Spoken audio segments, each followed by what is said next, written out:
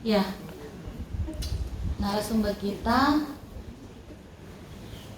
Bapak Yudi Kurniawan Lakawani, SE, MA, MTH, tempat tanggal lahir Bitung 31 Maret 1974, alamat iya kemarin ya ulang tahun, di Kota Bitung, pekerjaan wira swasta, agama Kristen.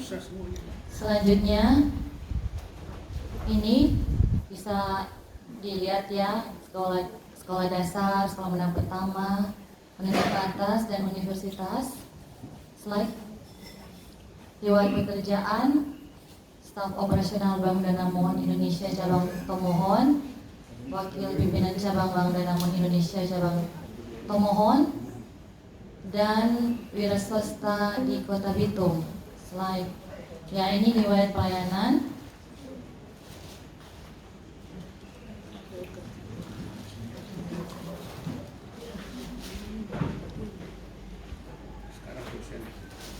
Dan sekarang sebagai apa nanti diperkenalkan yang bersangkutan sebentar. Slide.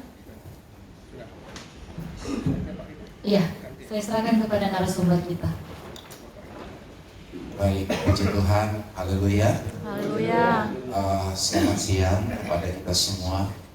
Saya bersyukur kepada Tuhan dan menyampaikan rasa terima kasih kepada pimpinan Prasetyo Turangan Family Ministry yang memberikan kesempatan untuk membagikan sharing tentang materi pembentukan karakter seorang hamba Tuhan.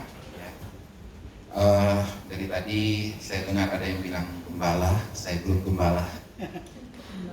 Sampai hari ini masih mencoba untuk menghindar jadi gembala. Sekalipun Ibu Pendeta yang merupakan orang tua rohani saya dibaptis tahun 98 di GPD Samrat Manado oleh almarhum Bapak Pendeta Hapoha Awi, dan mereka menyatakan bahwa saya anak rohani. Jadi sampai hari ini Mami Fon dan beberapa utusan MD sering datang, Bro, Sobole, kita bilang kita belum dengar Tuhan pesuara. Begitu. Kalau orang bilang, terus orang pesuara bukan Tuhan, bukan. Kita mau dengar sama dengan Samuel. Begitu kan? Haleluya. Samuel melayani. Kalau dia betul-betul bilang bagi kita pe istri, bagi kita pe anak, semua minta izin di sakrat, ada orang pe ketua wilayah. Enggak, Bapak Ibu, sampai hari ini saya bilang kepada Tuhan, dimanapun Tuhan percayakan untuk pelayanan, itu yang akan saya lakukan. Dan hari ini saya perkenalkan dulu ya, ini keluarga saya. Ya. Keluarga saya ini keluarga Lakaoni Lasut. Saya punya satu istri, nggak ada simpanan, gitu ya. Istri saya Lika Lasut dari Rata Totok dalam keluarga Lasut Laluyan, dan dia tamatan juga sarjana Universitas Babat akuntansi. Kalau saya tamatan Unklab ekonomi manajemen. Saya punya 3 orang anak. Yang paling besar ini tamatan Fakultas Kedokteran Universitas Tarumanagara. Ya, sekarang lagi di Rata Totok. Dia bersama dengan omanya. Kalau yang kedua ini namanya Jason Lakaoni. Kalau yang kedua ini namanya Kevin.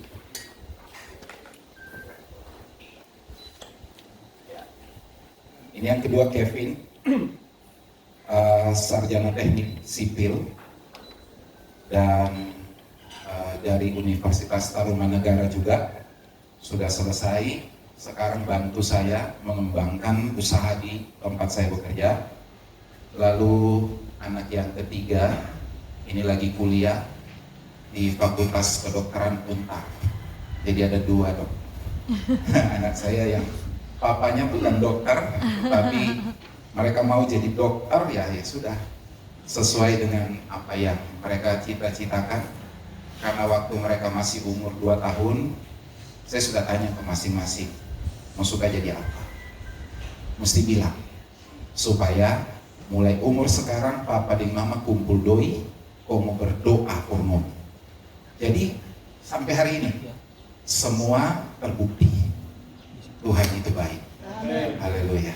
Tuhan itu baik. Dorang pedoi cukup dan dorang menjadi apa yang dorang inginkan. Kalau yang kedua memang dia bilang kita masuk teknik, tapi tujuan pengusaha. Ya udah, jadilah ya seperti apa yang dia inginkan. Nah, ini perkenalan saya. Sampai hari ini saya kerja di wira swasta. Ada orang bilang pengusaha, ya terserah mau bilang apa. Saya punya toko di Bitung, toko spare part mobil, servis mobil, jual ban, dan sampai hari ini membantu pelayanan sebagai dosen, memasuki tahun ke-13 di STA Ginosco Air Madi di Manado. Saya tidak tamat Ginosco, saya tamat S1 saya dari El Shaddai, selain dari sarjana ekonomi, dari El Shaddai, Isti El Shaddai Manado, menggunakan ijazah. Kalau Bapak Ibu lihat tadi ya di kurikulum kita saya, ada yang bilang begini, karena kuliah betul atau nyanda, begitu kan diragukan. Bapak Ibu, teman-teman pendeta datang dan membuat rumor dia cuma selalu di toko, siapa dia sekarang so LPH, dia kuliah betul atau nyanda, gitu ya. Saya punya teknik. S1 saya waktu saya masuk di STL Sadai tahun 2012 saya selesai sarjana teologi. Saya masuk dengan menggunakan ijazah SMA saya. Kemudian di STT Alkitabia Eklesia Semarang STAES, saya kuliah secara online, ambil Magister of Arts saja dalam bidang kepemimpinan, leadership. Itu menggunakan sarjana ekonomi saya punya ijazah. Jadi kenapa dia 2012 STH, 2013 MA? Karena saya menggunakan teknik itu, Bapak Ibu. Jadi dua-dua legal, tidak ada yang tidak legal. Sesudah itu S2 saya di Surabaya, Anugerah Indonesia Surabaya. Saya kuliah, bukan cuman beli ijazah. Itu ya. Jadi mungkin salah satu sarjana di Pantai Costa GPDI, kalau saya bilang saya kuliah, salah satu saya, gitu ya. Jadi tidak usah diragukan. Gitu Bapak. Ya, oke. Materi saya hari ini adalah pembentukan karakter hamba Tuhan. Ya, kita belajar dari awal dari seorang yang bernama Ayub. Sebenarnya Ibu Gembala tadi yang menyampaikan, dia anak dari guru saya yang paling saya kagumi, ya, Pendeta Dr. Suala. Anaknya mungkin yang lagi sekolah Alkitab, cucu. Ibu anak kan, itu sama-sama pelayanan di pelayanan mahasiswa Pantai Costa. Dari sejak tahun 2017 saya 2 periode sampai hari ini, dan dipercayakan di Komisi Pusat Pelayanan Mahasiswa Pantai Costa, dan dipercayakan sebagai pemateri karakter building camp dari 2017 sampai hari ini. Jadi itulah pelayanan yang saya lakukan.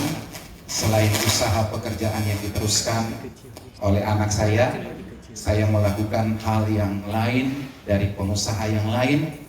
Saya mau melayani Tuhan dengan apa yang Tuhan beri dalam talenta saya. Nah, hari ini kita belajar tentang the servant of God, yaitu Ayub. Kita mau belajar dari kehidupan Ayub. Apa sih yang dapat kita perhatikan dari hidup Ayub? Kenapa saya angkat Ayub? Karena Ayub bukan gembala, gitu ya. Kita mau belajar berdiri di tengah hari ini, memposisikan seorang yang bukan pendeta, yang bukan orang yang terjun dalam pelayanan, tetapi sebenarnya dari sisi kehidupan Ayub ada sesuatu yang dapat kita tangkap. Apa yang ada dalam hidup Ayub? Nah, poin yang selanjutnya coba kita lihat. Ayub pasal yang pertama, ayatnya yang pertama sampai ayat ketiga. Saya baca firman Tuhan ini bilang apa? Ada seorang laki-laki di tanah Uz bernama Ayub. Orang itu saleh dan jujur, ia takut akan Allah dan menjauhi kejahatan. Ia mendapat 7 anak laki-laki dan 3 anak perempuan. Ia memiliki 7.000 ekor kambing domba, 3.000 ekor unta, 500 pasang lembu, 500 keledai betina dan budak-budak dalam jumlah yang sangat besar. Sehingga orang itu adalah yang terkaya dari semua orang di sebelah timur. Apa yang dapat kita tangkap dari ayat ini, Bapak Ibu yang diberkati Tuhan? Bahwa dari ayat ini, maka kita melihat bahwa sebuah kenyataan yang diangkat oleh Alkitab tentang Ayub. Ayub, sekali lagi saya bilang tadi, karena dia bukan pendeta, tetapi Ayub adalah orang yang diberkati dengan kekayaan yang berlimpah. Ayub itu orang yang terkaya dari semua orang di sebelah timur. Kalau Bapak Ibu belajar dari kitab Ayub secara keseluruhan, Ayub itu seperti seorang malaikat penolong. Reputasi Ayub cukup tinggi. Dia orang yang suka berbagi, dia orang yang suka memberi kepada orang-orang yang membutuhkan. Jadi segala sesuatu yang ada di dalam hidup Ayub, kalau orang mau cari orang yang paling populer di zaman itu bagi orang-orang yang ada di tanah Uz, itu adalah Ayub. Kaya, suka memberi, suka berbagi, dan banyak hal. Pokoknya intinya adalah ketika Ayub ada dimanapun, di situ mereka menganggap Ayub yang mampu memberi pertolongan. Nah, itu Ayub. Tetapi ada satu hal yang perlu kita lihat ya di ayat yang ke-8. Anda lihat di sini. Lalu bertanyalah Tuhan kepada iblis, apakah engkau memperhatikan hambaku Ayub? Dari kalimat ini maka kita menemukan sebuah kenyataan yang kedua dari hidup seorang Ayub, bahwa Ayub itu adalah orang yang diperhatikan oleh Tuhan. Ayub itu adalah orang yang menjadi sebuah kebanggaan Tuhan. Anda lihat kalimat ini yang menjadi dasar kenapa Ayub disebut seorang yang diperhatikan, seorang yang membanggakan Tuhan adalah dia bilang begini, Bapak Ibu, di ayat kalimat selanjutnya. Sebab tiada seorang pun di bumi seperti dia yang demikian saleh dan jujur, yang takut akan Allah dan menjauhi kejahatan.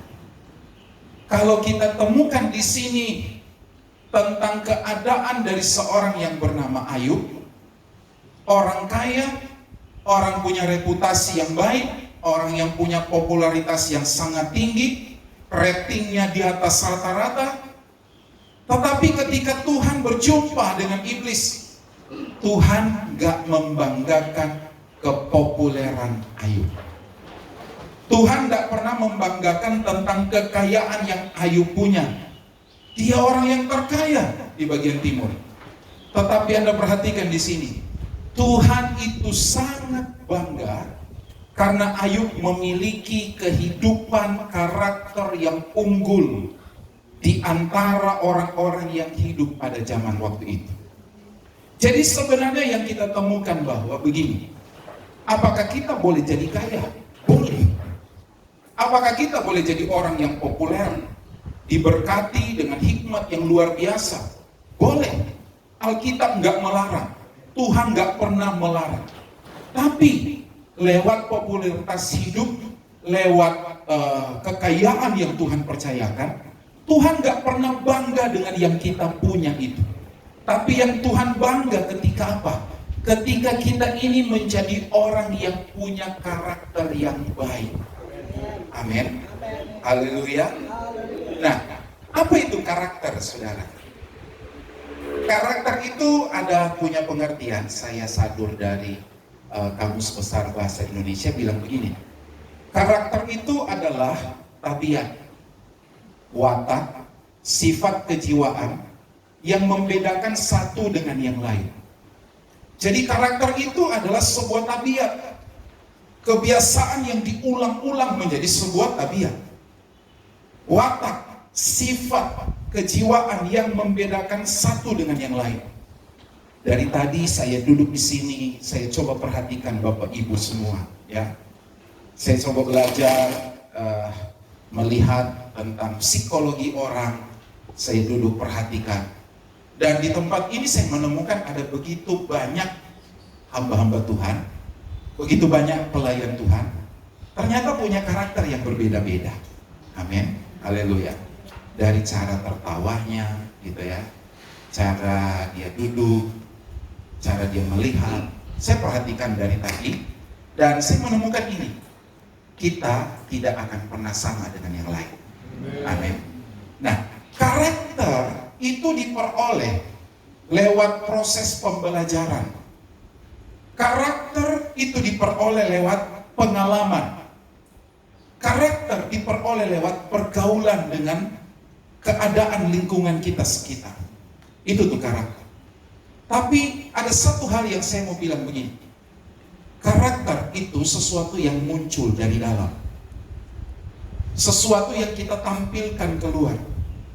Karakter ini tidak bersifat tetap. Karakter ini bersifat berkembang.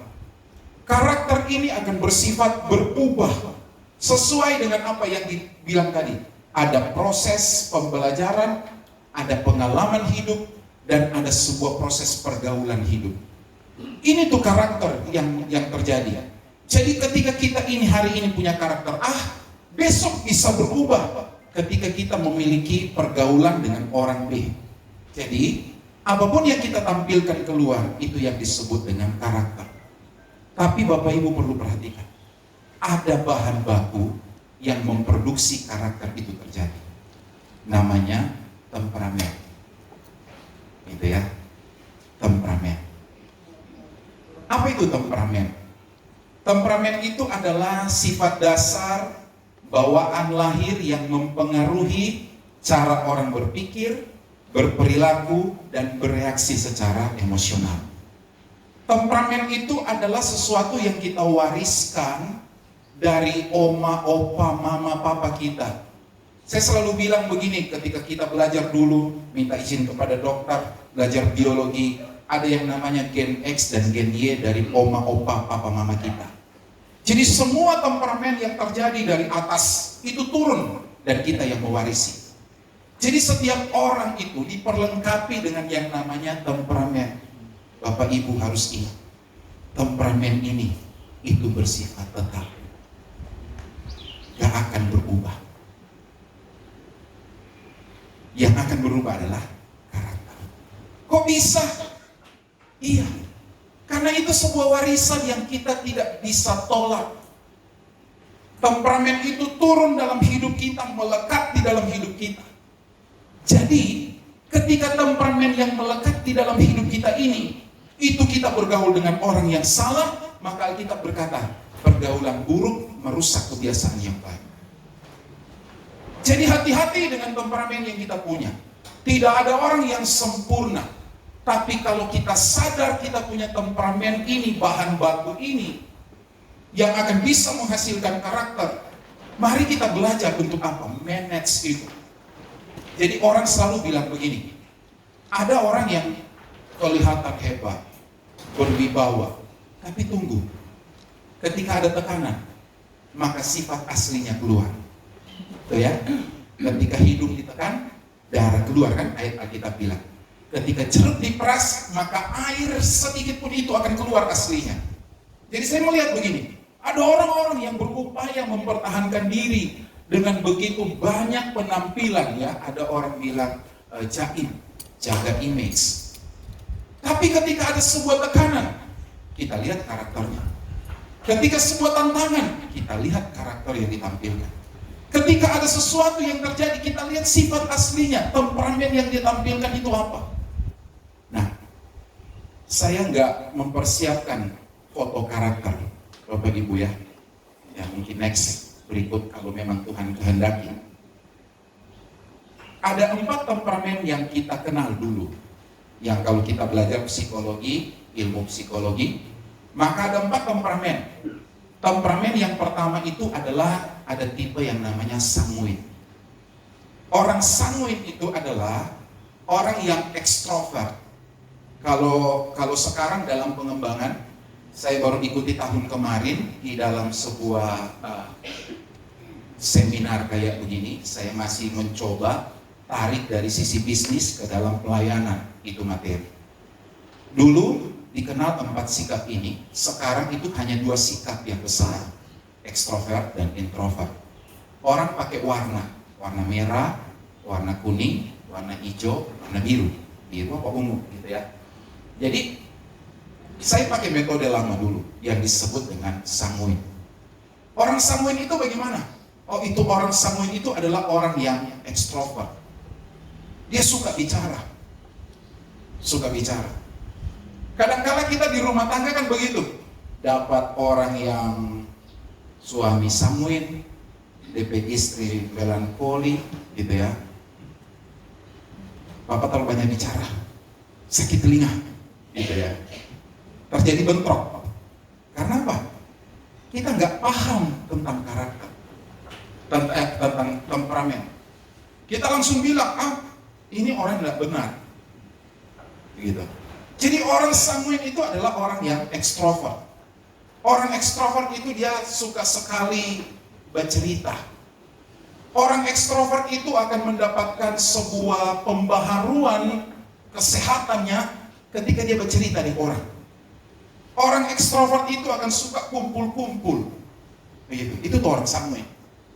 Pokoknya yang penting bercerita, pulang dia sehat.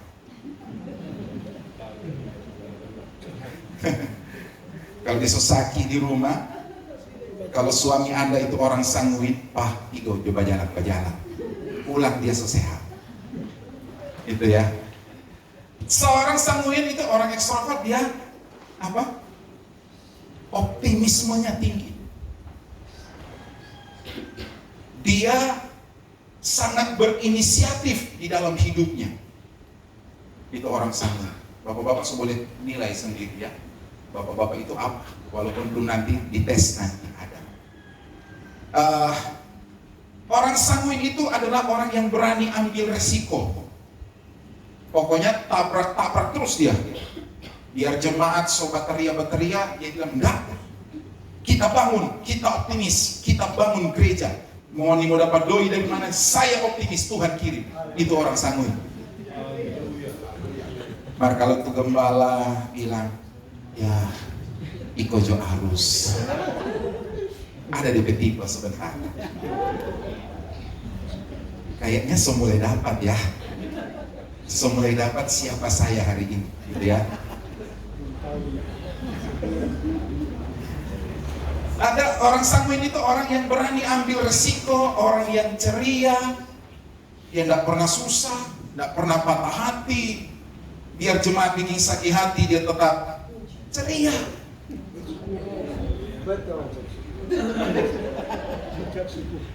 Iya kan? Dia tidak pernah pikir besok makan apa, pakai apa. Itu orang sanguin. Pokoknya dia optimis yang tinggi, dia aktif, dia ceria. Jadi Bapak Ibu ada di tipe mana, boleh perhatikan temperamen. Yang kedua adalah temperamen melankoli. Ini orang melankoli ini adalah orang yang sangat emosional, bakar, menyala. Lasontong sadiki, tapela besar. Nyana ada di sini toh? Di sana banyak, di sininya enggak. Oh. Itu tuh orang yang melankoli. Sementara bercerita di sini, dia ditampak dulu, dia bilang begini, dong sementara bercerita tentang kita ini, yang ada di sini. Tapi orang melankoli itu orang yang paling setia. Dia setia pada pasangan hidupnya. Walaupun DP hati itu kadang-kala hati kecil orang bilang, tapi dia setia. Yang bikin salah. Orang melankoli itu orang yang bijak. Apapun yang terjadi, misalnya ada goncangan, maka orang melankoli itu dia akan begini. Saya harus cari win-win solution. Walaupun hatinya menangis, hatinya emosi tinggi, tapi dia akan bijaksana lah dia dalam hidup. Orang melankoli itu adalah orang yang berada pada satu titik di mana dia akan selalu kadangkala lupa mengendalikan emosi. Kalau sanguin tadi DP kelemahan apa? Bapak Ibu, orang sanguin itu terlalu friendly, terlalu batamam, terlalu baik-baik. Ya, jadi kalau ini bapak, ini seorang wanita, kita ini baik-baik, kita jadi sebaik-baik ini bapak. Halo pak, apa kabar? Ini bapak ini kan boleh bilang begini, dia suka sama kita. Ada toh? Ada begitu.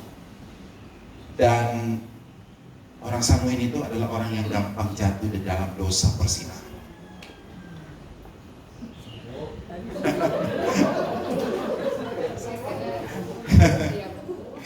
Itu kan tuh nanti orang tes toh. Mar kalau bapak ibu lagi si jujur begitu. Yang ketiga, tipe yang ketiga jadi tipe pertama sanguin, tipe kedua melankoli, tipe ketiga adalah pragmatik. Orang pragmatik itu bagaimana? Oh, itu orang tenang. Orang tenang. Saya enggak dapat dari kesaksian Ibu Devi tadi, waktu terjadi kejadian Ibu Devi bataria atau tenang. Ada orang kan kalau terjadi seperti itu, dia diam. Lalu dia bilang, Tuhan tolong. Tuhan tolong. Itu pragmatik. Dia mulai tenangkan diri. Dia nyala jaga darah tinggi. DP tegangan tensi itu tidak terlalu span.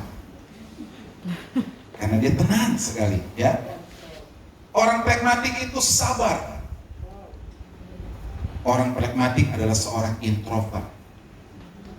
Ini seorang yang hebat ketika dia sharing dengan seseorang, dia akan menjadi orang yang begitu, seorang pendengar yang baik. Biar 1-2 jam dia jemaat bercerita tentang masalah, dia tidak akan pernah potong di tengah jalan untuk bicara. Dia dengar terus. Ada di sini toh. Jemaat bercerita masalah. Kalau masalah 1 jam, dia dengar. Kalau gosip 10 jam, dia dengar. Gitu ya. Orang pragmatik itu orang yang penuh empati.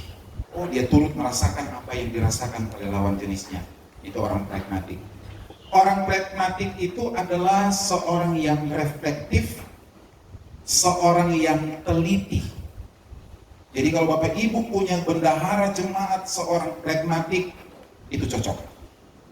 Sangat teliti masalah uang. Saya tidak tahu, ada di CV saya kurun waktu 15 tahun saya dipercayakan bendahara jemaat. Gak tahu gembala lihat dari sisi apa. Setelah 15 tahun saya bilang begini kepada gembala saya, Ibu Gembala, karena dari gembala kami kan waktu itu di pusat kota Bitung, saya berjemaat sekarang di Irian, dekat rumah. Tapi waktu saya dari Manado, saya diarahkan ke pusat kota Bitung oleh papi rohani saya, bantu di sana. Jadi saya ada di pusat kota Bitung, GPD pusat kota Bitung 23 tahun. 23 tahun. 15 tahun dipercayakan pelayanan sebagai bendahara, suami istri. Nah, itu orang pragmatik. Tapi saya bukan orang pragmatik. Saya orang sanguin. Dan kolerik ada sedikit-sedikit. Tapi mayoritas itu sanguin. Nimbul lihat cewek cantik. Enggak, kata Bapak Ibu. Selalu berdoa, Tuhan tolong. Tuhan tolong. Saya sadar ternyata orang sanguin gampang jatuh. Jadi supaya enggak jatuh, jangan ada di dalam jebakan. Kalau semua sadar ada jebakan, lari. Amen. Begitu toh? Itu tuh orang sanguin ya, hati-hati. Orang pragmatik itu orang yang suka hindari konflik. Kalau ada DP 2 tamang sini, oh dia hela kanan, hela kiri. Ngana pro kita, ngana pro sana, atau kita, gitu ya. Dia bilang begini, kita ndak pro ngana, kita ndak pro sana, kita di tengah. Jadi ini tuh temperamen. Yang terakhir, Temperamen yang terakhir adalah kolerik. Orang kolerik itu adalah orang yang percaya diri. Percaya diri, ambisius, dia tegas, tapi kelemahannya adalah dia keras kepala. Kolerik itu seorang pemikir yang hebat. Jadi kalau tadi orang sanguin atau ekstrovert itu dia dapat DP kekuatan, dapat sehat kalau dia baca cerita. Kalau orang introvert, orang pragmatik itu lebih banyak dia menulis, lebih banyak dia bersendiri, lebih banyak dia merenung di gunung-gunung, di tempat-tempat wisata. Kalau orang pragmatik itu sukanya pasiar-pasiar, karena ada satu momen di mana dia akan mulai refleksikan dirinya. Itu tuh orang introvert. Nah, sekarang orang kolerik tadi itu kan orang keras kepala. Jadi kalau suami istri, DP Pak suami ada sanguin, kemudian dia ada kolerik sadiki, mengerti akan. Bagi dia cerewet, kong keras kepala. Kita ke istri bilang lagi, papa, dasar sanguin. Cerewet, kong sadiki keras kepala. Itu tuh orang kolerik. Nah, ini yang ada dalam hidup Bapak Ibu. Sekalipun belum terspesifikasi apa yang ada dalam diri kita, kita sadar tentang itu. Nah, ini yang akan menjadi bahan baku untuk keluar karakter. Ini nggak bisa dirubah, karena ini melekat bersifat tetap. Ini yang temperamen ini hanya dapat dikelola, diminimize melalui firman dan Roh Kudus. Itu. Selama kita bergaul dengan Tuhan, selama kita bergaul dengan firman, maka firman yang akan jaga kita punya langkah-langkah tentang temperamen kita yang buruk. Firman yang akan dorong kita untuk kita mulai sedikit bergerak, memaksa diri untuk keluar dari kehidupan temperamen yang tidak baik. Sehingga waktu kita tampilkan keluar dalam bentuk karakter, orang nilai kita orang yang berkarakter. Itu. Nah, ada sebuah buku yang saya tampilkan. Ini, Pendidikan Karakter Berpusat pada Hati. Jerry C. Wofford punya pendapat begini. Bagi seorang pemimpin gereja tidak ada atribut yang lebih penting ketimbang karakter. Betul kan Bapak Ibu? Seorang pemimpin gereja. Dalam buku yang lain, The Making of a Leader, dari Dr. J. Robert Clinton, dia punya pendapat begini. Dari seluruh tokoh Alkitab dalam penelitiannya, hanya 30% yang hidupnya dapat mempertahankan dan mengakhiri pelayanan mereka dengan baik. Cuma 30. Ini penelitian dari Alkitab. Sementara 70% dari para tokoh Alkitab jatuh akibat tidak mampu menjaga karakternya tetap murni. Apa Bapak Ibu sudah selidiki? Betulkah perkataan dia? Hanya 30 yang bersih, selesaikan sampai akhir hidup. Tapi 70% jatuh. 70% gagal. 70% menjadi orang yang tidak mampu untuk tetap hidup dengan karakter yang Tuhan beri. Jadi dari sini betapa pentingnya kita memahami tentang siapa kita hari ini. Temperamen kita bawa sejak lahir, kita warisi dari orang tua kita. Temperamen kita itu melekat dalam diri kita. Apakah dengan temperamen kita yang begitu banyak kekurangan ini, lalu kita mulai bergaul dengan orang-orang yang salah, maka kita akan menghasilkan karakter yang buruk sekali. Apakah kita tidak mau mengelola untuk bergaul dengan firman, maka kita akan menjadi orang yang buruk sekali. Apakah kita tidak mau belajar untuk apa? Mengelola temperamen ini. Supaya ketika keluar dari perkataan kita, tindakan kita, maka itu adalah sebuah karakter yang dinilai oleh orang, bahkan oleh Tuhan adalah karakter yang paling dibanggakan oleh Tuhan. Amin. Haleluya. Kita sampai jam berapa? Ya, pakai juga. Gitu ya. Kira-kira sampai di sini Bapak Ibu bisa tangkap? Bisa ya? Tidak terlalu cepat, tidak terlalu Pas. Oke, pas. Baik. Terima kasih. Nah, 70% termasuk Daud salah satu. 70% tidak mampu jaga kemurnian karakter. Nah, sekarang kita berbalik kepada Ayub. Kenapa Ayub disebut sebagai orang yang dibanggakan oleh Tuhan? Karena Ayub punya karakter itu. Ya. Karakter dari Ayub adalah dia saleh. Dia jujur, dia takut akan Allah, dia menjauhi kejahatan. Ini yang membuat Tuhan bangga. Dia bilang Pak Iblis, dia bangga-banggakan Pak Iblis. Karena sok lihat tak, tapi hamba.